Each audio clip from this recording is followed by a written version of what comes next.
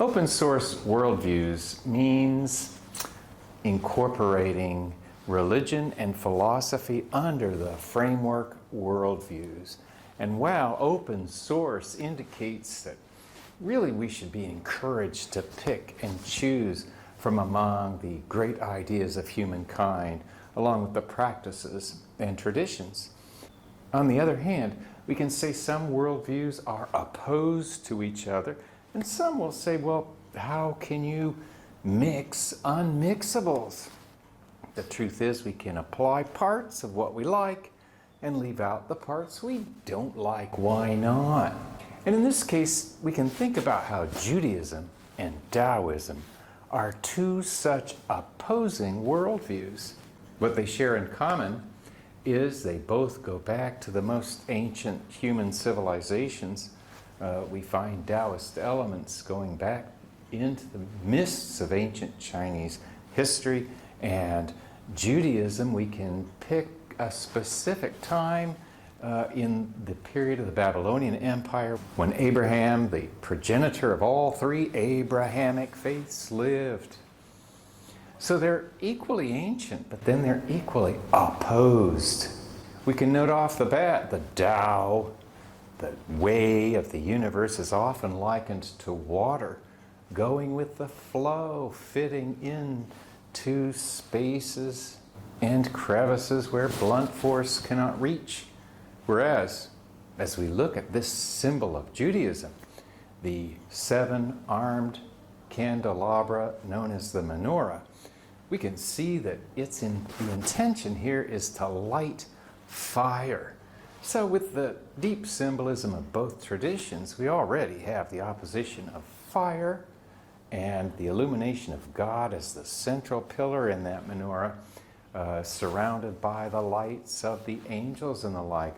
Whereas the Tao, the Taijitu, as this symbol is called, goes everywhere and unites polarized opposites. Another way they're very opposite is in the idea of transcendence, going beyond our world, versus immanence, or living in our world and finding meaning there. There is hardly any worldview more transcendental, with the possible exception of Islam, than Judaism. Jehovah, or the Yahweh, the Creator, we can call him, is said to be beyond our world. Hence, there should be no making of idols to Jehovah. He forbids it. They imply that somehow Jehovah is tied to our world and can be represented by material objects. Muslims agree with Jews on this transcendental aspect, whereas the immanental aspect of Daoism, you can hardly argue with it. There are clearly males and females in our world. There are clearly lights and shadows that make up the world we can see. Daoism is focused on this worldly way in which we find ourselves in nature. So while Judaism looks to man, Daoism looks to nature.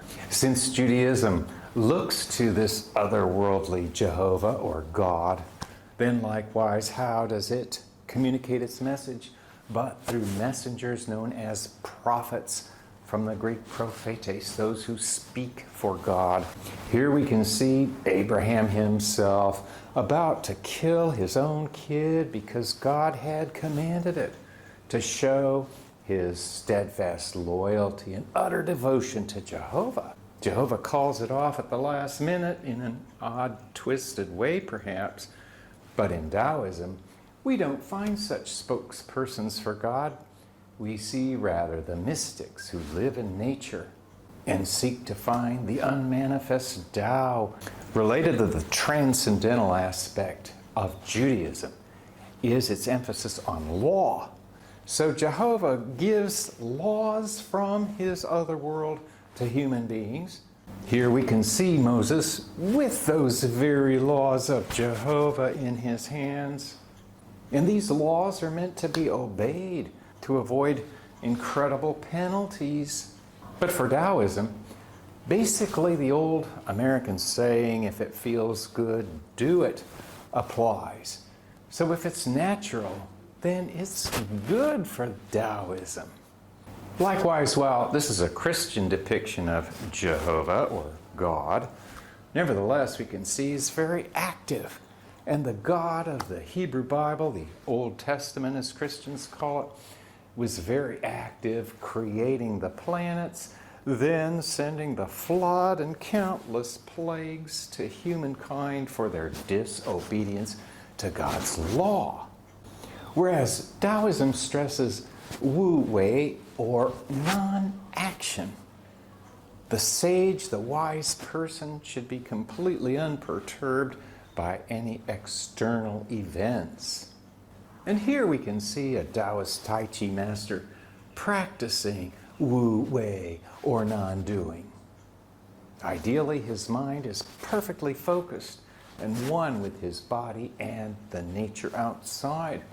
But for Judaism, the total loyalty expected to Jehovah and the total obedience to his laws, among other things, has inspired Christopher Hitchens, the noted atheist, to compare God to Korean dictator Kim Jong-un, that worshiping this God is like being in prison. But that's just his view. We can certainly note that the emphasis on law and human rights is a big part of the appeal of the Abrahamic religions, and something I personally take away from them as part of my own open source worldview. The two traditions are also opposed in their view of time. For the Abrahamic religions and Judaism, time begins with God's creation, Bereshit, the word for Genesis, in the beginning. And we're told by all three Abrahamic religions that God's going to come at the end of time and finish off human history. And then will begin God's unknowable, glorious reign forever. But for Taoism, like the Indian religions, time has no beginning. And the world is really timeless in the here and now of the present moment. So rather than regretting the past or fearing the future, the Taoist is told to live in the present. And of course, the idea of rebirth or reincarnation through time is also acceptable in Taoist tradition, another type of cyclical time, we can say. The intellectual versus the intuitive is a harder way to look at these, but if we think of the intellectual, Judaism is characterized by centuries of legal scholarship and an emphasis on historical facts and interpreting history, whereas Taoism suggests rather you go with your gut. Your inner feeling is more likely to be correct than your ratiocinative, philosophical, logical consciousness. Some will see also the Abrahamic traditions as more aggressive, given their history of holy wars. All three, Christianity, Judaism, Islam, all are guilty of this one. And likewise, while we can say it's the individuals waging the wars or the crusades or the inquisitions, they're doing it on behalf of the big guy God.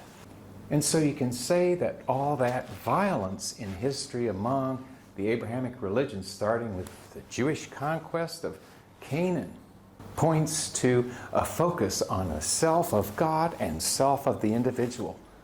But Taoism focuses on emptiness, kind of related to the Buddhist idea. If I have no particular self and I'm fully integrated with nature, then I no longer seek for myself. There are only the others around. So by dissolving self, a feature of Buddhism we can find in Taoism, then the needs of the others appear more readily. Of course, Judaism doesn't dichotomize as much as its child, Christianity, where we'll see a huge rift emerge between God and Satan. But Judaism produces the original idea of Satan. He wasn't so bad in the beginning, but as an accuser of man. And the accusation is that humans only worship God because he does stuff for them. Nevertheless, among the Abrahamic religions, there's clearly a good versus evil dichotomy, even though they'll all tell you God wins in the end. Daoism, on the other hand, opposes boundaries among things and seeks harmony of the self in nature. Likewise, in their principal practices, we see again the opposition. Jews pray to God, that otherworldly being, whereas Taoists focus on Tai Chi and meditation, or mystical activities that look for truth within rather than outside to a God giving commandments.